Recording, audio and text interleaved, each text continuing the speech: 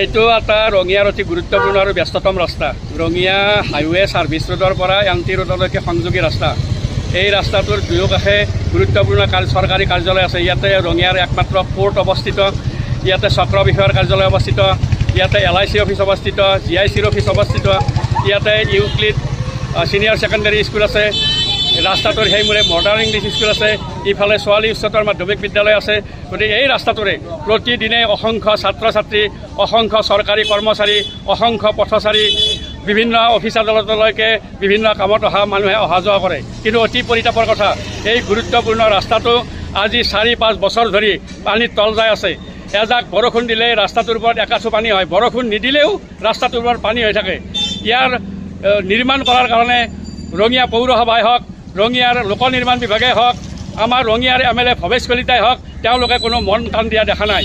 আমি লক্ষ্য কৰিছোঁ যে দুই কাষে উন্নতমানৰ নৰ্দমা নিৰ্মাণ কৰা নাই। আমাৰ দাবী যে ৰাস্তাটোৰ দুয়োকাষে উন্নতমানৰ নৰ্দমা নিৰ্মাণ কৰক।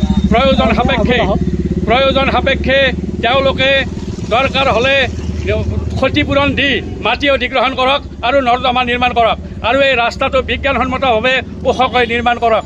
কাৰণ এই অঞ্চলৰ ৰাইজে পৌৰসভাক পৌৰ কৰ দি আছে, এই অঞ্চলৰ ৰাইজে অসম চৰকাৰক বিভিন্ন ধৰণৰ কৰ কাটল দি আছে।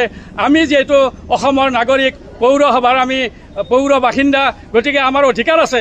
আমি তেওঁলোকক যিহেতু কৰ দিছোঁ, তেওঁলোকে আমাক ছাৰ্ভিচ দিব লাগিব, তেওঁলোকে আমাক সেৱা দিব লাগিব। আমি তেওঁলোকক কৰ দিছোঁ, তেওঁলোকে আমাক ৰাস্তা নিৰ্মাণ কৰি দিব লাগিব। আমি তেওঁলোকক কৰ দিছোঁ, তেওঁলোকে আমাক নৰ্দমা নিৰ্মাণ কৰি দিব লাগিব। আমি তেওঁলোকক কৰ দিছোঁ, তেওঁলোকে জনসাধাৰণৰ এই যে যাতায়াতৰ সুব্যৱস্থা কৰি দিব লাগিব। সেইকাৰণে আমি CPIM দলৰ পৰা আজি এই প্ৰতিবাদী কাৰ্যসূচী গ্ৰহণ কৰিছোঁ।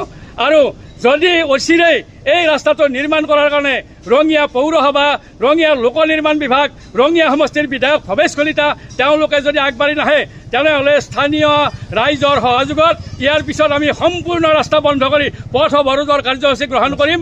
এইটো আমাৰ মূল